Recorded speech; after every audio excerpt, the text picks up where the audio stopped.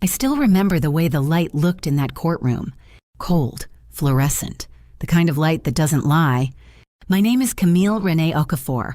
I am 38 years old. I am a senior financial compliance analyst in Charlotte, North Carolina. And on a Thursday morning in late September, I sat in courtroom 7 of the Mecklenburg County Courthouse and watched my husband of 11 years get handcuffed in front of a judge, 2 attorneys, his own mother, and every lie he had ever told me. He didn't look powerful anymore. He didn't look like the man who had once pointed at my face and said with a perfectly straight expression, "Clean yourself up, you're embarrassing me." He looked small, and I felt nothing but still.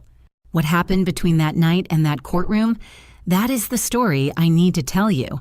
Drop your city and your local time in the comments. Right now, I want to know who's here with me tonight. And if you haven't subscribed yet, do it before this story is over. Trust me, you are going to want to hear every single second of this. Let me take you back. Back to the night those 4 words, "clean yourself up," became the blueprint for everything I was about to do. Let me tell you about the life I had before everything fell apart. Because you need to understand what I thought I was protecting before you can understand why it took me so long to stop. I grew up in Charlotte, West Charlotte, specifically off Beatty's Ford Road, in a house my grandmother owned until the day she passed. My mother raised me mostly alone after my parents split when I was 9 years old. I watched her hold 3 jobs and still find time to braid my hair on Sunday nights. Camille, the only thing nobody can take from you is what you know. So I learned. I learned everything I could get my hands on. I graduated from UNC Charlotte with a degree in finance. Got my compliance certification at 24. By the time I was 32, I was a senior financial compliance analyst at Monarch Insurance, one of the largest regional carriers in the Southeast. My job every single day was to find the lie inside the numbers. To look at a spreadsheet and ask the question nobody else wanted to ask, where did the money actually go? I was good at it. I was very good at it. I lived in a 3-bedroom Craftsman on Ideal Way in the Dilworth neighborhood, one of Charlotte's older, quieter streets, the kind with oak trees old enough that their roots have started lifting the sidewalk. I drove a gray Acura MDX. I made $91,000 a year plus bonuses. On paper, my life looked like exactly what my mother had prayed for on those Sunday nights. And for a long time, I believed it was. Darius Okafor came into my life at a mutual friend's cookout in Plaza Midwood a July afternoon 11 years before that courtroom. He was 42 now, but was 31 then, and he was the kind of man who made a room pay attention without trying. Tall, quiet in the way that feels like depth, not distance.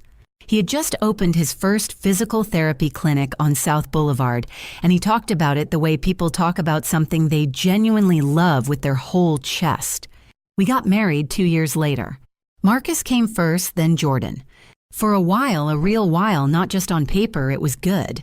Sunday mornings on the front porch with coffee while the boys watched cartoons inside. Trips down to Atlanta to see my Aunt Marlene. You better take care of my niece.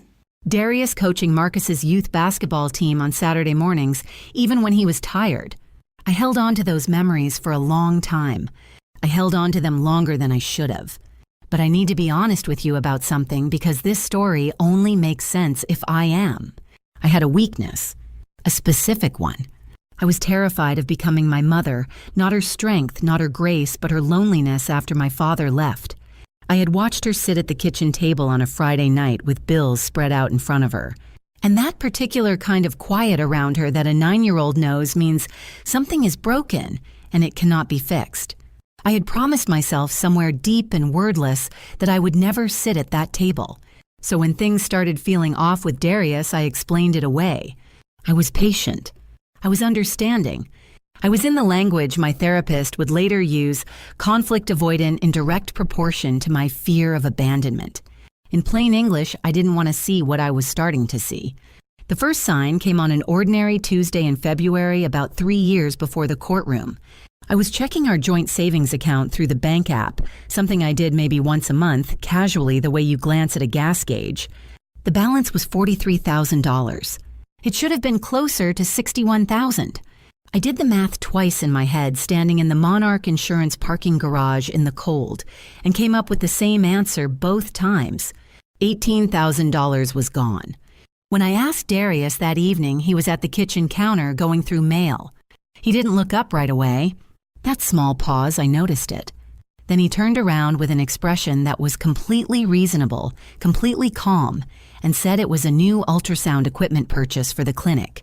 Insurance reimbursement was delayed. He'd meant to tell me. He was sorry for not mentioning it sooner. He kissed me on the forehead. He smelled like his usual cologne cedar and something faintly sweet. I believed him. I want you to understand, I believed him not because I was foolish. I believed him because he was good at it.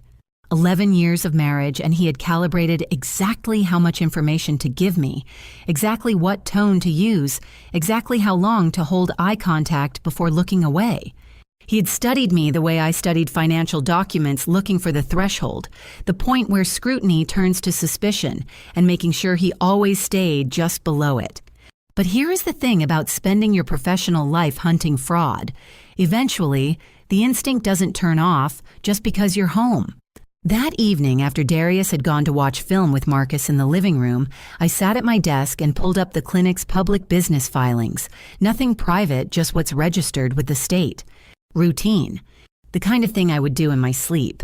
What I found was not routine. Monarch had a vendor in their network, a medical equipment supplier based in Greensboro. I knew their standard pricing on ultrasound units because I had processed 3 reimbursement claims involving them in the past year. The unit Darius described would have cost at most $12,000 through that supplier, not $18,000. I closed the laptop. I told myself there was probably an explanation, a different vendor, a package deal, something I didn't know about because I wasn't in the medical equipment business. I made myself believe that. But I want you to remember this moment, me closing that laptop, telling myself to let it go, because it is the moment the small voice started. The one that lived in the part of me I used every day at work. The one that did not know how to let a number lie. I introduced that voice to my closest friend at Monarch, Devin Clark, not on purpose, just through a conversation the kind 2 women have in a break room when they're both too tired to be guarded. Devin was sharp, careful, and she had known me for 6 years. She was the kind of friend who noticed things and then waited quietly to see if you noticed them too.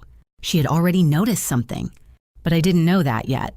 What I knew on that February evening was that my husband had given me an explanation that almost added up. And that almost was something I had been trained my entire professional life to treat as a red flag. I ignored it anyway. Looking back now, that laptop was the first door. I closed it that night because I wasn't ready for what was behind it. But the door was already open. And somewhere in the back of my mind, I already knew it. Let me tell you about the good parts first. Because there were good parts, real ones. And if I skip over them, you won't understand why I stayed as long as I did. And more importantly, you won't understand how much it hurt when I finally understood what had been happening underneath all of it. Sunday mornings were our thing. Not church, we went to Grace Covenant AME on the 2nd and 4th Sunday of every month, but the other Sundays belonged to the porch. Darius would make his mother's coffee cake, the one with the brown sugar crust, and I would brew a full pot of dark roast. And we would sit out there on the front steps of the Dilworth house while the boys slept in. Just the 2 of us and the quiet of the street. Sometimes we talked about nothing. Neighbors, funny things, the boys had said, whatever was on television. Sometimes we just sat. Those mornings felt like the truest version of our life. The version I thought we were building toward. I held on to those mornings for a long time. Marcus was 13 now, Jordan 9, and both of them were the kind of children that make you feel like you must have done at least one thing right. Marcus had his father's stillness and my stubbornness. Jordan had my mother's laugh, full and unguarded, the kind that fills up a room and doesn't apologize. Watching them together on those Saturday mornings when Darius coached basketball, Marcus on the court, Jordan on the sidelines doing commentary. Nobody asked for, I used to think this is it. This is the thing worth protecting. And I protected it. Past the point where I should have started asking questions. Regina Okafor, Darius's mother, had moved into our guest room 18 months into our marriage. It was supposed to be temporary. A knee surgery recovery. 6 weeks at most. That was 9 years ago. I want to be careful how I describe Regina because the truth about her is not simple. She was not a cartoonishly cruel woman. She was something more precise and more exhausting than that. She was a woman who had decided at some point long before I arrived that her son could do no wrong, and that any woman who stood beside him was by definition secondary. She expressed this not through outright hostility, but through 1,000 small frictions. The way she would redirect my boys to ask their father about things they had already asked me. The way she rearranged my kitchen and then looked faintly puzzled when I mentioned it. The way she referred to my professional life as Camille's little work situation. I managed it. I managed it the way Black women learn to manage things that have no clean resolution with grace on the outside, and a running internal monologue that I shared with exactly no one except Devin and occasionally Aunt Marlene. Devin Clark had become over 6 years at Monarch, the kind of colleague who graduates into something more important. We ate lunch together 3 times a week at the Thai place on South Tryon Street. She was 41, divorced with a daughter in college, and she possessed the particular clarity that comes from having already survived something hard. She saw people accurately. She saw Darius in the few interactions she'd had with him at company events with a quiet, measured skepticism that she never voiced directly, but that I could read in the small pause before she responded whenever I mentioned him. I appreciated the pause. I didn't ask about it. It was Devin who first said the name. We were at lunch on a Wednesday in early April, almost 2 months after the February bank account discovery, which I had successfully talked myself out of pursuing. Camille, you know that new location on South Park? The one that just put up signage on Sharon Road, binding Tiaid. I said I didn't know what she was talking about. She slid her phone across the table. A photo taken from a car window the way you snap something quickly because you're not sure if it's real. A storefront. Clean gray signage, the kind that costs real money. Okafor Physical Therapy, South Park. The logo was identical to the South Boulevard location. Same font. Same color. I looked at that photo for what felt like a long time. When did this go up? I asked. Devin said she had first noticed it about 3 weeks earlier. She'd assumed I knew. When she realized I didn't, she'd waited trying to decide if it was her place to say something. She had decided it was. That evening, I asked Darius about it. I kept my voice neutral, a skill I had developed both professionally and domestically. He was in the kitchen, his back to me, washing a pan. He didn't turn around immediately. That pause, again, the same one I had cataloged in February, the one that lasted exactly 1 beat too long. Then he turned. The expression was the same calibrated reasonableness. A new location, he said. Still in the planning stages. He hadn't wanted to say anything until the lease was finalized because he didn't want to get my hopes up if it fell through. He was going to tell me this weekend, actually. He'd been meaning to. He said it so smoothly that for approximately 30 seconds, I almost believed him. Then I went upstairs, sat on the edge of the bed, and did what I should have done in February. I pulled up the state's business entity database and searched for any registered business under the name Okafor. The South Park location had been an active registered LLC for 14 months. 14 months. He had opened, or at minimum, legally established a second business location a full 14 months ago, using our shared name, and had said nothing to me. Not one word. Not over Sunday coffee. Not at the kitchen table. Not in 11 years of marriage, not once. I sat with that number 14 months the way you sit with a diagnosis. Turning it over, looking for the angle where it makes sense. Finding none. I put my phone face down on the nightstand. I listened to Darius come up the stairs, brush his teeth, get into bed beside me. He kissed my shoulder the way he always did. He said goodnight. I said goodnight back. I stared at the ceiling until past 2 in the morning. The voice, that small compliance voice I had been trained to trust above almost everything else, was not small anymore. It was asking the question I had been refusing to answer for months. If he hid this, what else is he hiding? I didn't have the answer yet, but I was finally ready to find it. There is a particular kind of grief that comes before the grief, a preliminary sorrow. The one that arrives when you are still hoping you are wrong, when the evidence is mounting, but you are still building arguments for the defense, still looking for the explanation that makes everything okay again. I lived in that space for about 3 weeks after the South Park discovery. I kept working. I kept making dinner. I kept sitting on the porch on Sunday mornings with my coffee, watching Darius cut his mother's coffee cake into even slices, watching Marcus steal a piece before it hit the plate, watching Jordan narrate the theft like a sports commentator. I kept doing all of it. And the whole time, underneath every single moment, that voice was running. I started documenting. Quietly. The way I document at work, not with emotion, with precision. A note in a password-protected folder on my personal laptop, not the shared family computer. Dates, amounts, observations. The February withdrawal. The 14-month-old LLC. The small ones, too, the evenings he came home after 9. The phone that was always face down.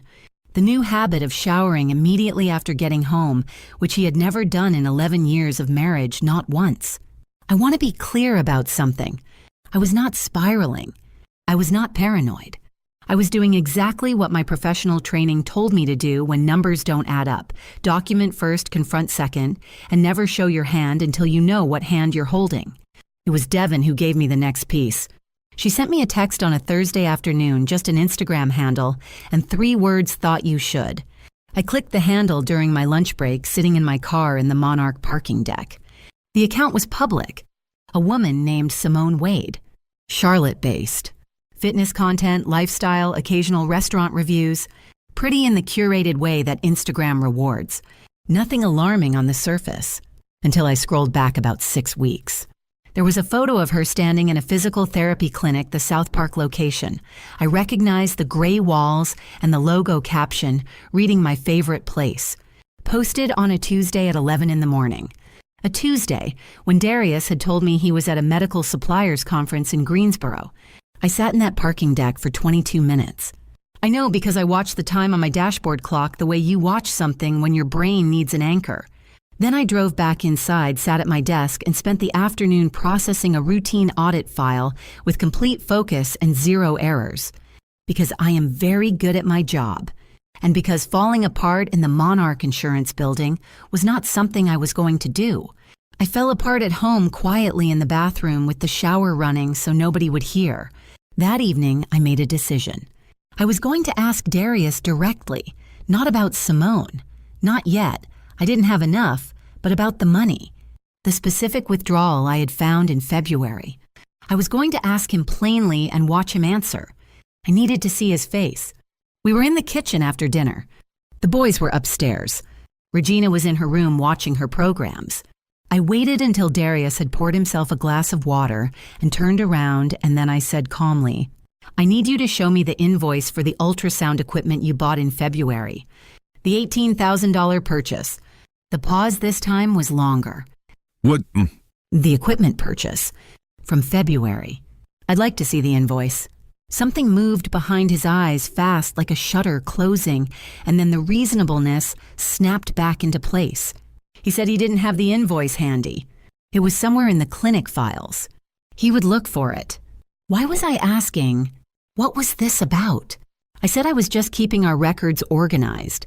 He looked at me for a moment, really looked the way he rarely did anymore, and I held his gaze with the same expression I use when I am sitting across a conference table from someone whose numbers I already know are wrong. You know what your problem is, Camille? You bring that job home with you. Not everything in this house needs to be audited. He walked out of the kitchen. I stood at the counter and breathed. 2 days later, Darius's firm hosted their annual fundraising gala at the Westin on West Trade Street, a formal event, 60 or 70 guests, doctors and business owners and local donors. I had attended every year for the past 8 years. That year, I received no mention of it until the morning of when I saw Darius's tuxedo laid out on the bed. I asked if I should get dressed. It's mostly colleagues this year. Professional crowd. You wouldn't really have anyone to talk to. I went anyway. I told him I was going to support him, and that was the end of the discussion. We arrived together, and within the first 20 minutes, standing near the bar with a glass of sparkling water in my hand, I watched my husband move through that room, greeting people, laughing, shaking hands. And I felt for the first time with total clarity that I was invisible to him. Not in an abstract, emotional way. Literally invisible. He did not introduce me to 3 separate conversations he joined. When a colleague asked who I was, Darius glanced at me briefly and said, This is my wife. She's good with numbers, not much else. The colleague laughed politely. I smiled. The kind of smile that lives on the surface of your face, while everything below it goes completely still. Across the room, Devon, who had been invited through a Monarch partnership, caught my eye. She had heard. I could tell from the careful neutrality on her face, the kind that means I am not going to react because I don't want to make this worse for you right now. She raised her glass slightly. A small acknowledgement. I raised mine back. We left the gala at 10:30. The drive home was silent. Inside the house, I went upstairs to change. I was standing at the bathroom mirror, still in my dress heels, off earrings in my hand, when I asked one more question. A quiet one. Almost to myself. Darius, who is Simone Wade? I heard him go still in the bedroom. Then he walked to the bathroom doorway and looked at me with an expression I had never seen on his face before. Not anger, not guilt, something colder than both. He crossed the room in 3 steps and struck me across the left side of my face with an open hand. The sound was very loud in the small bathroom. I grabbed the counter. My ears were ringing. I looked at myself in the mirror, my reflection, my face, the red mark already rising along my cheekbone, and behind me I could see Darius straightening his cufflinks. Clean yourself up. You're embarrassing me. Then he walked out. I stood there, still holding the counter, still looking at my own face in the mirror. And from down the hall, I heard Regina's voice clear and unhurried as she passed the bathroom door without stopping. You know what your problem is, Camille. You forget that you married up. The door to her room clicked shut. I looked at myself in that mirror for a long time. Then I picked up my phone and called Aunt Marlene. Aunt Marlene picked up on the second ring. I did not say hello. I did not say anything for the first several seconds. I just stood in that bathroom with the phone against my ear and the mark on my face and the sound of Regina's television coming faintly through the wall, and I breathed. Camille, baby, talk to me. So I talked. I told her everything, not the way I had been telling it to myself, carefully, analytically, one documented entry at a time, but the real version. The February withdrawal. The 14 months. Simone Wade's Instagram. The gala. What he said about the numbers. What he said in the bathroom. What Regina said in the hallway. Marlene listened without interrupting. That was one of her gifts. She had spent 22 years as a paralegal in a family law firm in Atlanta, and she had learned how to hold space for the full weight of a story before she responded to any part of it. When I finished, she was quiet for a moment. Are you safe right now? I said yes. Good. Now listen to me very carefully. You are not going to do anything tonight. You are going to put ice on your face. You are going to kiss your boys good night. And you are going to sleep. And tomorrow morning, before you do one single thing, you are going to call me back. I did exactly what she said. The next morning, I called her from my car in the driveway before I drove to work. She gave me the name of an attorney, Patricia Humes. Family law, Charlotte-based, 15 years of practice, formerly with the Mecklenburg County District Attorney's Office. Marlene said she had crossed paths with Patricia on 2 separate cases years ago, and that the woman was in Marlene's exact words. The kind of lawyer that makes grown men rethink their life choices. I wrote the name down. I did not call Patricia that day or the next. I was not ready yet. I still had the irrational, stubborn hope, the one that lives past all evidence, that there was an explanation I hadn't found yet, that the math would somehow resolve. The math did not resolve. Over the following 3 weeks, I watched Darius become someone I no longer recognized. Or perhaps, and this is the version I have come to believe, I watched him stop pretending to be someone he had never actually been. The control became less subtle.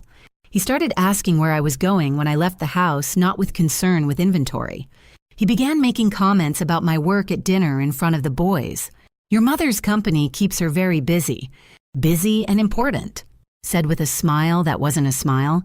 Marcus, who was 13 and sharper than Darius gave him credit for, would look at me across the table with a quiet question in his eyes. I would give him the smallest shake of my head. Not yet, baby. Not yet. The phone calls became more guarded. Darius had always been private with his phone, but now he left rooms to take calls. He deleted his text threads. I noticed the blank screen one evening when his phone lit up on the counter, a habit he had never had before. And then Devin sent me something new. It was a screenshot taken carefully the way you document something when you understand its potential significance. Simone Wade's Instagram again, but this time a story she had posted and then deleted within a few hours. Devin had caught it in the window. It was a photo of an open real estate contract on a kitchen table, just the top portion visible, the property address and the buyer names. The address was on Quail Hollow Road in the South Park area. The buyer names were listed as Darius E. Okafor and Simone A. Wade. I was in the Monarch break room when I read that text. I set my coffee cup down very slowly on the counter because I did not trust my hands. Devin came in 30 seconds later, closed the door, and looked at me. How bad is it? She asked. I said, I need to see our retirement account statements. I pulled them up on my phone right there. Our joint retirement account, the one we had been contributing to together for 9 years, the one that should have held, by my last careful calculation, somewhere in the range of $312,000. The current balance was $264,000, $47,000 short of where it should have been. I scrolled to the transaction history. 3 withdrawals over the past 14 months, each one structured just under the federal reporting threshold, the way someone structures withdrawals when they know exactly how financial monitoring works. And at the bottom of the list, the largest, a single transfer of $280,000 dated 11 months ago, listed as a rollover distribution. The authorization signature on record, Camille R. Okafor. I had not signed anything. Devin was watching my face. I became aware distantly that I had not spoken in almost 2 minutes. She put her hand over mine on the counter. Camille. He forged my signature, I said. My voice was very level. The way a voice gets when your body decides that falling apart is not an available option right now. On a federal retirement account. He forged my signature to fund a real estate purchase with another woman. Devin did not say anything. There was nothing to say. That evening, Darius was in good spirits at dinner. He had brought home Marcus's favorite ribs from Mac's Speed Shop on South Boulevard, and he sat at the head of the table talking about the Hornets and laughing at Jordan's jokes and being to all appearances the version of himself that had once made a woman at a Plaza Midwood cookout decide he was worth knowing. I watched him across the table. I thought about $280,000. I thought about a forged signature on a federal document. I thought about Simone Wade's name next to his on a real estate contract. And somewhere inside me, in the place where the grief had been living, something shifted. It was not dramatic. It was not loud. It was the quiet, precise click of a decision being made, the way a lock sounds when a key finally turns all the way. Darius refilled his glass and looked over at me with that calibrated smile. You're quiet tonight, baby, he said. Just tired, I said. I smiled back at him. He had no idea. That night, after the boys were in bed and Darius was asleep, I sat at my desk in the dark with my personal laptop open and Patricia Humes' name in the search bar. I clicked call. She answered on the 4th ring and I said, "My name is Camille Okafor. I'm a financial compliance analyst. My husband has forged my signature on a federal retirement account to the tune of $280,000. I need to know what my options are." There was a brief pause. Miss Okafor, I'm going to need you to tell me everything. Don't leave anything out. I didn't leave anything out. Patricia Humes' office was on the 14th floor of a building on South Tryon Street, 12 blocks from Monarch Insurance. I had driven past that building hundreds of times without ever thinking I would need what was inside it. I sat across from her the following Tuesday morning. I had taken a personal day, told Darius I had a dentist appointment, and I laid everything on her desk. Printed bank statements, screenshots Devin had sent me. My documentation folder, 41 entries over 8 months, date stamped and precise. Patricia was 53, small-framed with natural silver locks and reading glasses she wore pushed up on her forehead until she actually needed them. She read through everything I gave her without speaking.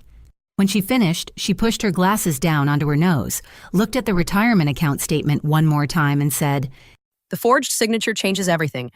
This is not just a divorce case. I said I understood that.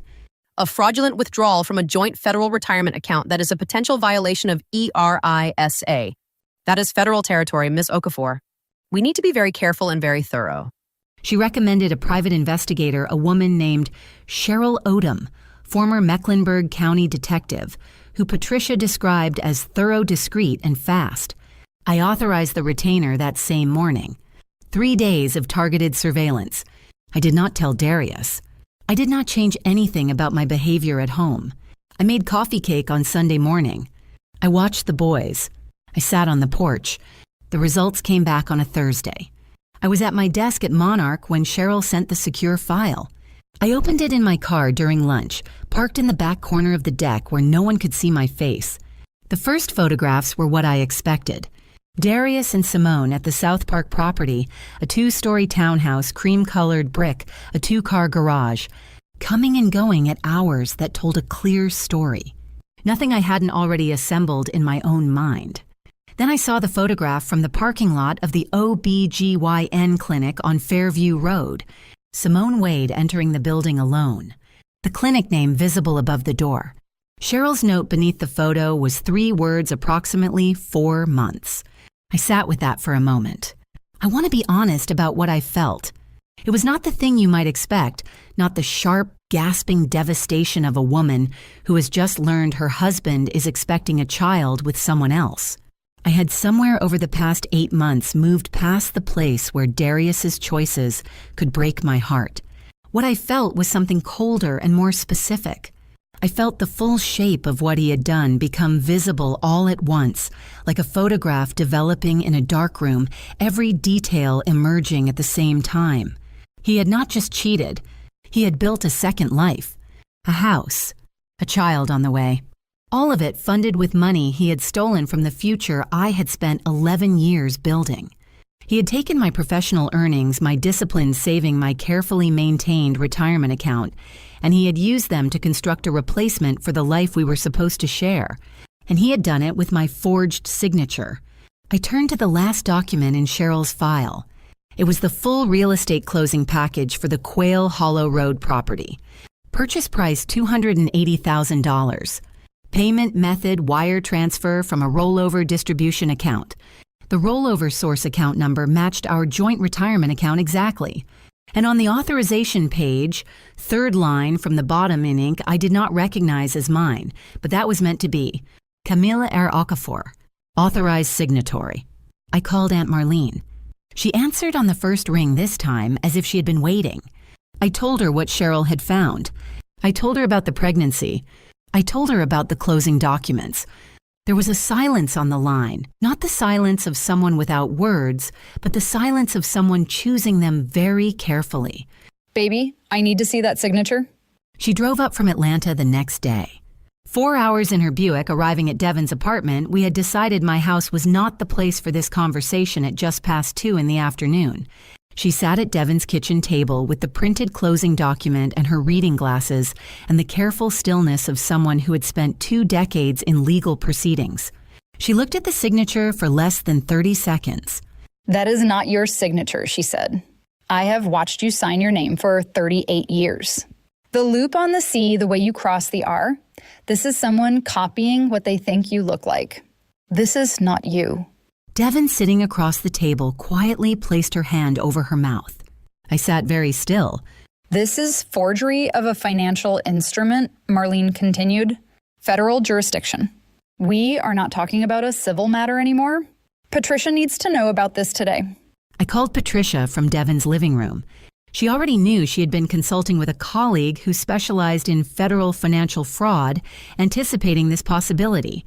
She told me the next step was to contact the North Carolina Department of the State Treasurer's Fraud Division, which had concurrent jurisdiction with federal authorities on retirement account violations. She said the process would take time, weeks, not days, but that the evidence I had was, in her exact words, unusually clean. Most people who do what your husband did are sloppy because they assume their spouse will never look.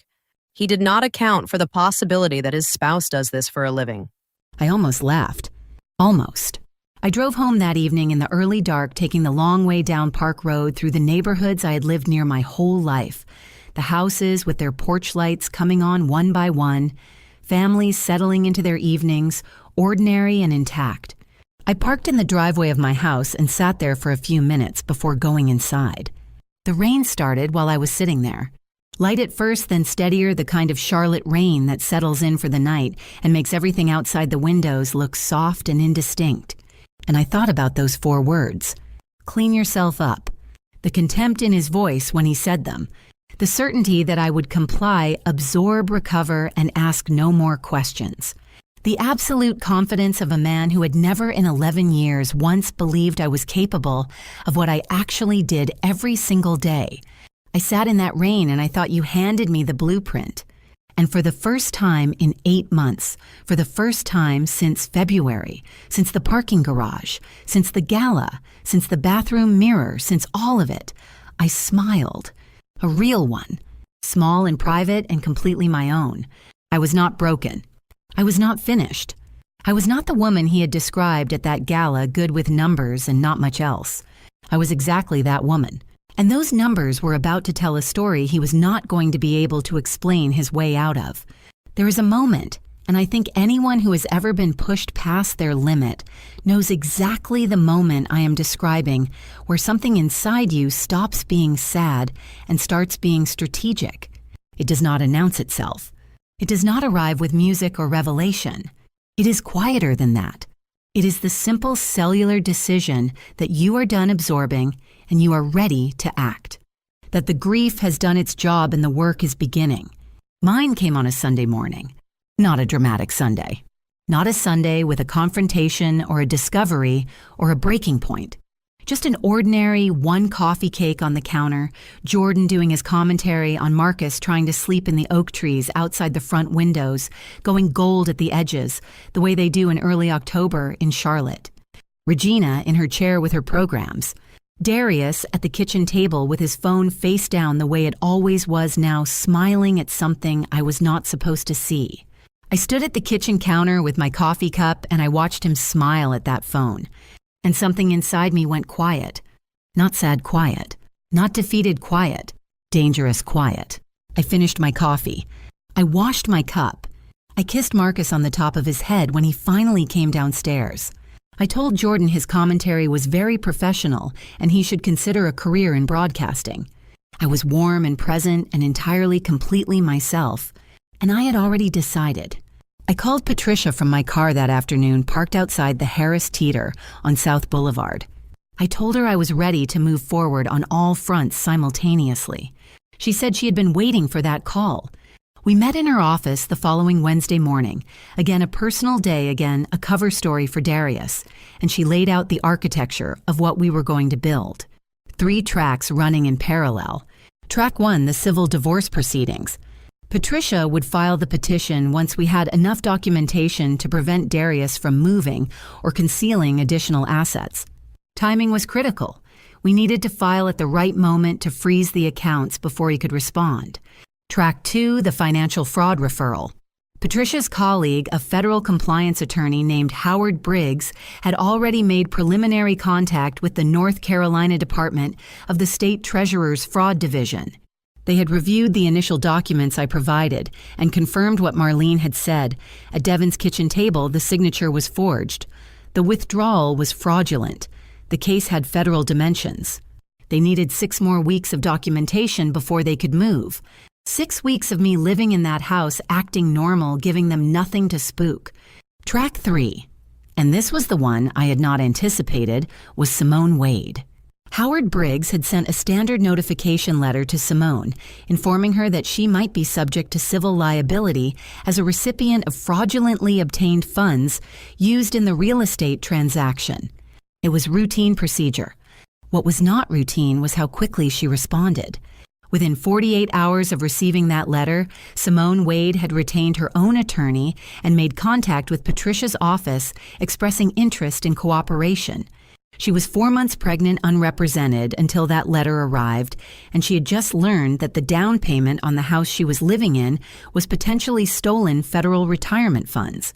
Her attorney made it clear Simone would provide full cooperation, every text message, every financial transfer, every conversation she could document in exchange for a prosecutorial immunity agreement.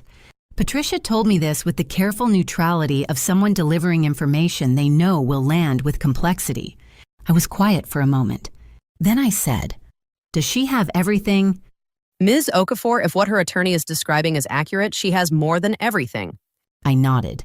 I looked out Patricia's 14th floor window at the Charlotte skyline, the buildings I had looked up at my whole life, the city that had made me the streets I had driven 10,000 times.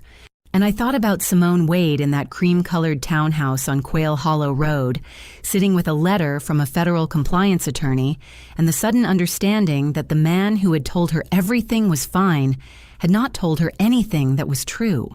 I did not feel sorry for her, but I understood her. I said, "Tell her attorney will coordinate." The 6 weeks that followed were the most precise performance of my life. I went to work every day. I processed audits, attended compliance reviews, ate lunch with Devin at the Thai place on South Tryon. I came home and made dinner and helped Jordan with his homework and talked with Marcus about his basketball tryouts. I sat across from Darius at the dinner table 3 times a week and listened to him talk about his clinic expansion plans. Raleigh, now he said, maybe Greensboro after that. And I nodded and asked reasonable follow-up questions like a woman who had no idea her husband's financial house was already on fire. It was the hardest thing I have ever done. Not because I was afraid of him, though I was careful always after the bathroom, but because every time I looked at my boys across that table, I had to hold the full weight of what was coming for their family and carry it completely alone and smile anyway. Darius, meanwhile, escalated in the way that men do when they believe they are winning. He became louder in his certainty, more casual in his condescension. One evening, when I asked reasonably whether I could see the updated business plan for the Raleigh expansion, framed as a financial question entirely legitimate, he looked at me with something close to amusement and said, "I built this family, Camille. You just lived in it. Let me handle the business." I wrote that sentence down in my documentation folder that night. Date, time, exact wording. Then there was the evening he came home from a dinner with his business attorney a Friday in late October, 2 weeks before the hearing, and announced at the kitchen table in front of Regina and both boys that he had restructured the clinic's ownership to better protect family assets. He said it the way someone says something when they want you to hear it and not understand it, when they want you to feel the power differential without being able to name it. Marcus looked at me. I looked at Marcus. I gave him the smallest smile I had, the real one, the one that lives below the surface, and he tilted his head slightly, reading me the way he always had, and something in his face settled. He trusted me. I was not going to let him down. Devin was the only person outside of Patricia Howard and Aunt Marlene who knew the full picture. She had become something more than a colleague over those 6 weeks. She was the person I texted at 11 at night when the weight of it got too heavy to carry silently. The person who would respond within minutes with nothing more than "I see you. Keep going." 2 days before the hearing, Patricia called me at 7 in the morning. I was in the kitchen alone, the house still quiet. I picked up on the first ring. Simone's attorney sent everything last night. Every text message, every wire transfer confirmation, every conversation she had with Darius about the account. There are text messages, Camille, where he explicitly tells her the money came from your retirement account and that you, quote, would never figure it out. I sat down on the kitchen floor. I pressed my hand over my mouth. It's over. He just doesn't know it yet. I stayed on that kitchen floor for a few minutes. The house was quiet around me. The boys were asleep upstairs. Outside the window, the October sky was just beginning to go light at the edges. I thought about a 9-year-old girl watching her mother sit alone at a kitchen table with bills spread out in front of her. I thought about Sunday mornings on the porch. I thought about a bathroom mirror and a red mark rising on my cheekbone and 4 words delivered with complete contempt. Then I got up off that floor, made a full pot of coffee, and got ready for the last 2 days of the life I was leaving behind. The 2 days before the hearing were the strangest of my life. Not because anything dramatic happened, because nothing did. The house ran exactly as it always had, dinner on the table, homework on the kitchen counter, Regina's programs murmuring through the wall, Darius moving through his routines with the unhurried confidence of a man who believed the ground beneath him was solid. He had no idea the ground was gone. I had filed for divorce 11 days earlier quietly through Patricia's office served to Darius at the clinic on a Tuesday afternoon when I was safely at Monarch. He had come home that evening with a controlled fury that he contained just barely inside the walls of our bedroom, away from the boys. You're making a mistake. You are emotional and reactive, and you will regret this. My attorney will handle everything. You should understand very clearly that I have structured my assets in a way that you will find inconvenient. I listened. I nodded once. I said, "Okay, Darius." He stared at me for a long moment, thrown by the absence of the reaction he had expected. Then he walked out. I went to the bathroom, ran the cold water, and stood over the sink for 60 seconds with my wrists under the tap, the way my grandmother used to tell me to do when I needed to think clearly. Then I dried my hands and called Patricia. She had already received confirmation from Howard Briggs that the fraud division had completed their documentation review. The warrant was prepared. The coordination between the civil hearing and the criminal warrant execution had been arranged with the Mecklenburg County Courthouse, a procedural alignment that Howard had spent 3 weeks negotiating. The timing was precise.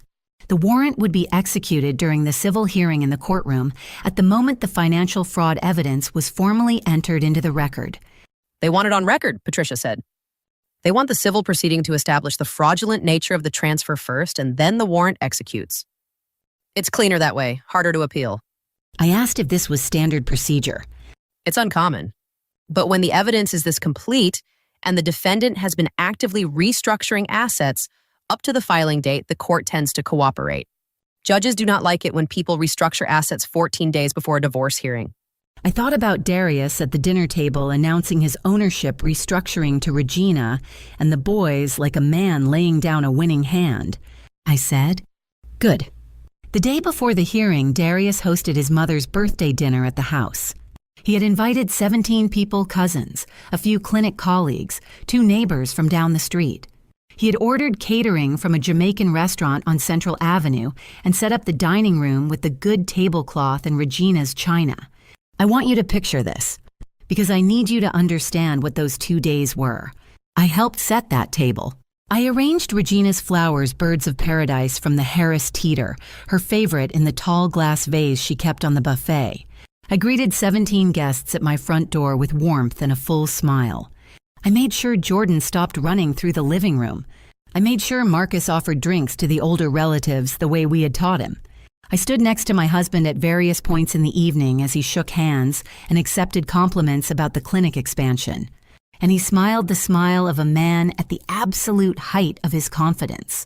At one point, standing near the back hallway with a glass of sparkling water, I heard Darius telling his cousin Gerald about the Raleigh expansion.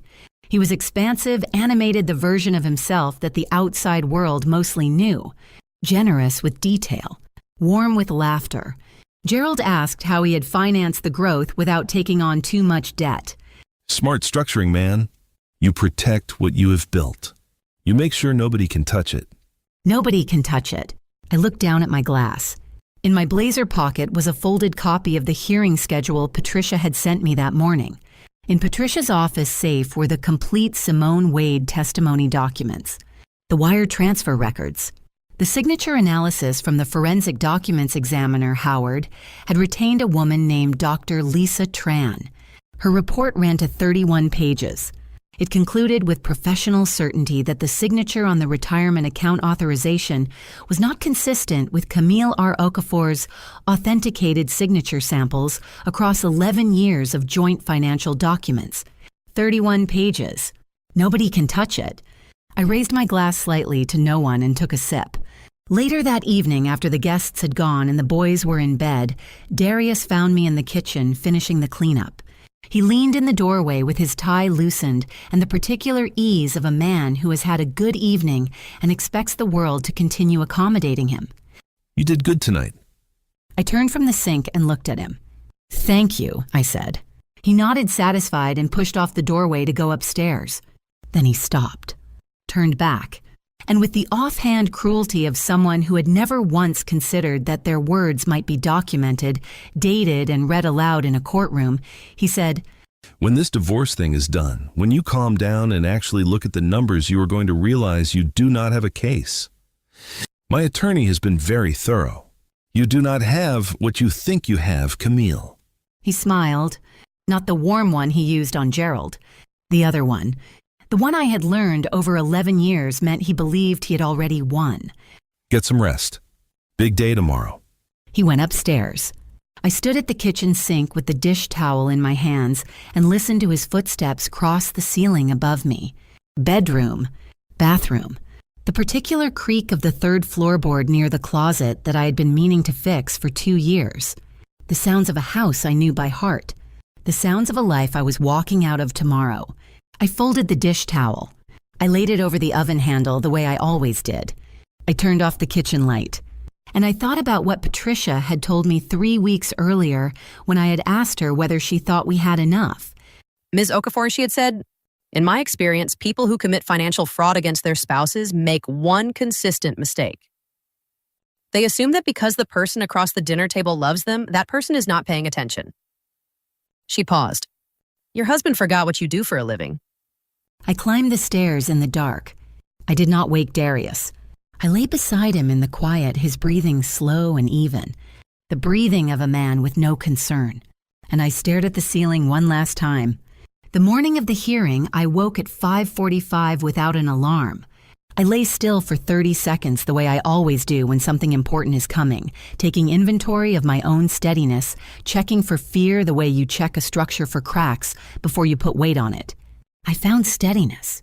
I found clarity.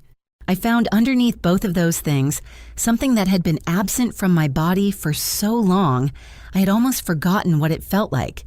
Calm. Real calm. Not the performed kind. I dressed carefully.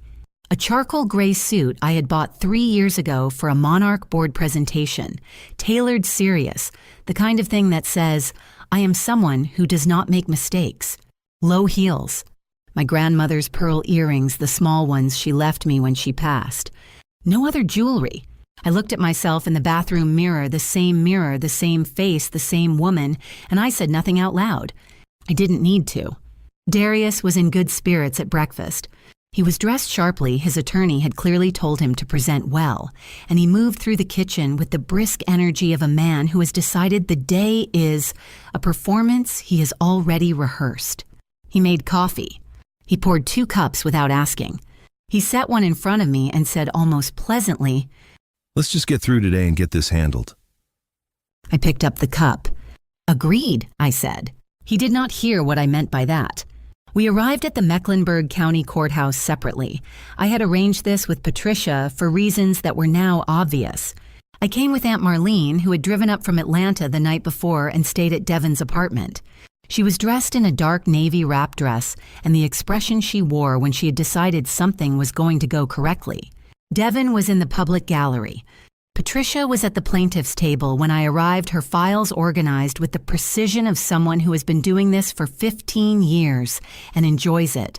Darius was already seated at the defendant's table with his attorney, a man named Craig Whitfield, who had the particular confidence of someone accustomed to winning through motion practice rather than evidence. Darius saw me come in.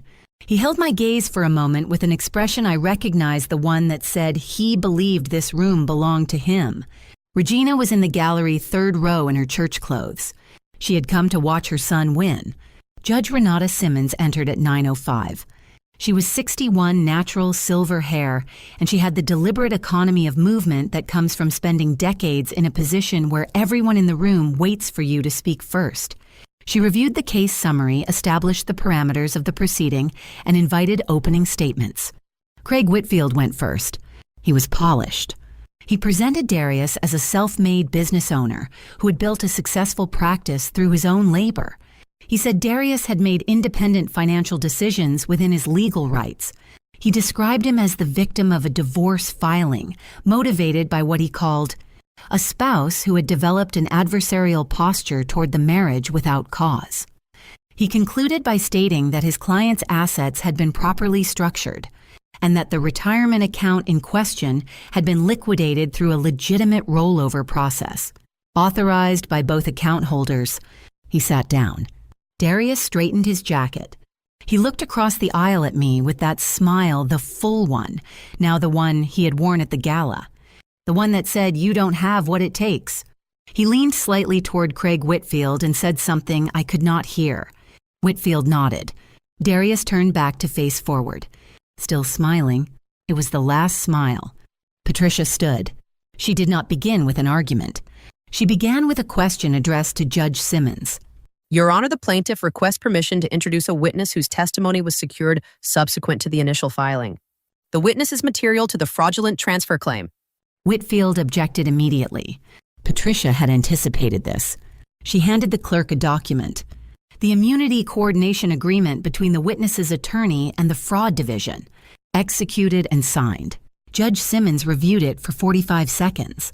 Objection overruled. The witness may be admitted. The side door of the courtroom opened. Simone Wade walked in. She was visibly pregnant now 5 months. Her attorney had confirmed it earlier. She walked to the witness stand with the careful movement of someone who has made a decision they know is irreversible. Someone who has chosen to make it cleanly. She did not look at Darius. Darius looked at her. I watched it happen. I watched the color leave his face the way water drains not all at once but steadily. From the forehead down. His jaw tightened. His right hand resting on the table pressed flat against the surface as if trying to find something solid.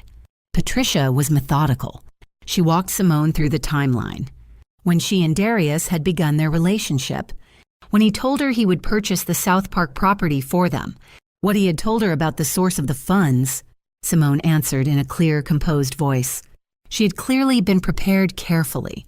Then Patricia entered the text messages into evidence.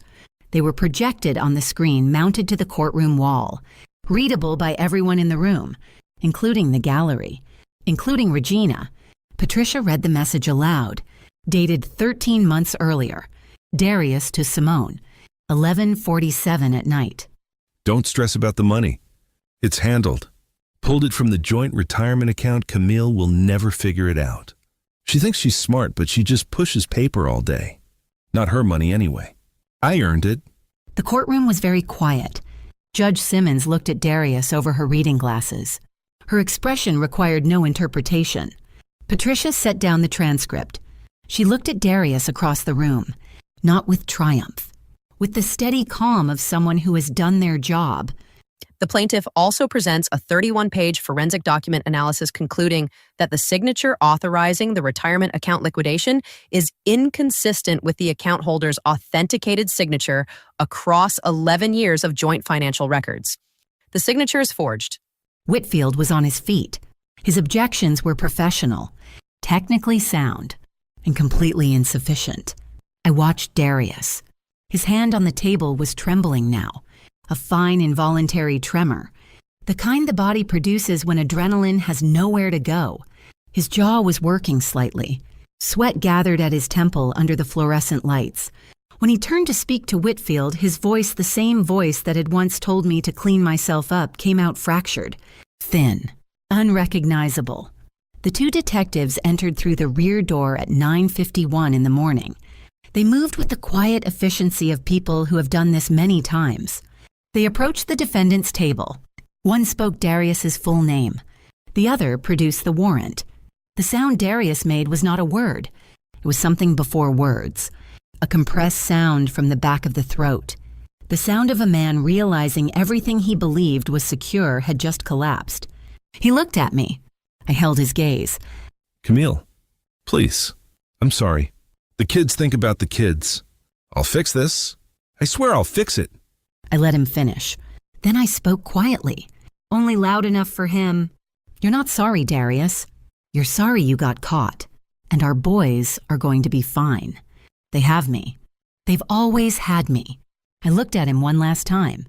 This man I had loved for 13 years. This man who had looked at everything I built and decided it was his to take. Then I looked away. I did not look back. As I walked past the gallery, I heard Aunt Marlene pause behind me. She cleaned herself up just fine, didn't she? I was already at the door. Outside, the September air hit my face. Cool. Real. Carrying the particular clarity Charlotte mornings have before the heat builds. I stood at the top of the courthouse steps. I did not cry. I did not celebrate. I simply stood there and breathed. Marlene came through the door behind me and stood beside me. Without speaking, after a moment, she slipped her arm through mine, the way she has done since I was 9 years old. We stood there together in the morning light. And for the first time in longer than I could measure, I felt the full weight of everything I had been carrying finally lift. 6 months is both a long time and no time at all. It is long enough to move out of a house, find a new one, enroll 2 boys in a new school district, learn which grocery store has the best produce on your new side of town, and figure out which mornings you can sit with your coffee in the quiet before anyone else wakes up. It is not long enough to stop reaching for your phone to tell someone something funny before you remember that person was a lie. It is not long enough to stop hearing sometimes, in the space between waking and sleep, the sound of a hand against the side of your face. Healing is not linear. I want to be honest about that, but it is real, and it is mine. The new house is on Matheson Avenue in the No-Daw neighborhood, 3 bedrooms, hardwood floors throughout a front porch, with 2 steps and a view of the street that reminds me in the early morning of the porch on Ideal Way, where I used to believe everything was going to be fine. The difference is that now sitting on this porch with my coffee, I am not performing belief. I am actually fine. And I know the difference between those 2 things in a way I did not before. There is a sycamore tree in the front yard. Jordan has already claimed the lowest branch. The legal proceedings moved on their separate tracks after the hearing. The civil divorce was finalized 8 weeks later. Judge Renata Simmons awarded me full restoration of the retirement account funds, the Dilworth house, and primary custody of Marcus and Jordan. Darius received supervised visitation pending the resolution of the criminal case. The South Park townhouse, the one purchased with my forged signature and $280,000 of our shared future, was seized as part of the criminal asset recovery. Simone Wade received her immunity agreement and relocated to Memphis, where her family was. I do not think about her often. When I do, I think about a woman who was also lied to in different ways and for different reasons. And I leave it there. Darius was sentenced to 20 months in a federal corrections facility in Butner, 45 miles northeast of Charlotte. The charge was federal retirement account fraud, a first offense with a cooperation agreement that reduced the sentence from the maximum. His clinic on South Boulevard was placed in receivership. The Raleigh expansion, the Greensboro expansion, every grand plan he had proudly announced at his mother's birthday dinner, gone, not taken by me. Dismantled by the weight of his own decisions. I heard through Patricia Humes that Craig Whitfield had sent a very brief note to her office the week after sentencing. It said only, Your client's preparation was exceptional. Patricia framed it. She sent me a photo. I laughed for the first time in what felt like months. A real laugh. The full kind. The kind Jordan immediately recognizes. The boys are doing better than I feared. And exactly as well as I prayed for. Marcus turned 14 in November. He is quieter now in the thoughtful way teenagers become quiet when they are processing something large and adult. We talk, the 2 of us, on Wednesday evenings after Jordan is in bed. Real conversations. Honest ones. Calibrated to what a 14-year-old can hold without being asked to carry more than his share. One evening, he asked me whether I was angry. I told him I wasn't anymore. Not because what happened was okay, because anger is expensive, and I decided to invest my energy somewhere that earns better returns. Marcus thought about that for a moment. That's very financial of you, Mom. I held it together until he went upstairs. Jordan is 9, and 9-year-olds are resilient when the adults around them are honest and steady. which is to say, he has moved his bedroom things into the new house with the enthusiasm of someone who has been given a new set and is ready to begin the next scene. He has strong opinions about the sycamore tree.